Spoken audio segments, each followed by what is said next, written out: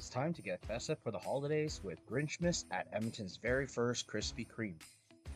Can you believe that Krispy Kreme makes about 5 million donuts each day? That's about 2 billion donuts per year. The founder's name is Vernon Rudolph. Pretty fitting name for the Christmas theme, eh? Fun fact, donuts were originally called Olikoeks, which translates to oily cakes. What? But this place is more than a donut shop. It is a whimsical winter escape, like I am Charlie visiting Wonka's chocolate factory.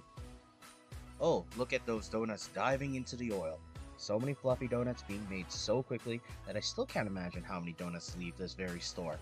But I can't imagine you guys leaving a like, comment, and follow so I don't feel so depressed to myself eyeing these donuts like the animal I am. And here comes the moment we all been waiting for, the glazed drizzle. It's the moment these donuts get their glow up.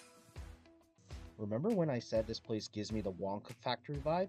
I feel like I would be Augustus Gloop and Charlie in the chocolate factory, dunking my face right in the glaze, and for the people who know the story, you know what happens next. The naughty list for me. The Grinch donuts have the infamous mischievous Grinch face. A bit of love to Cindy Lou Who, but where's the love for my boy Max? Being a sidekick to the Grinch isn't enough? Comment if you agree he needs a donut designed for him.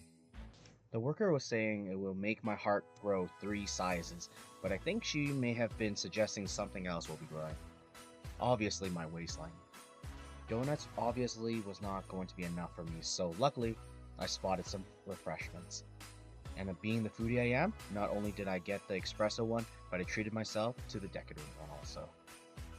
So whether you're looking for the perfect holiday treat or just a cozy spot to escape the winter chill, Krispy Kreme's Grinchmas will turn your frown and your stomach into a full-on feast of festive fun. Happy holidays, everyone.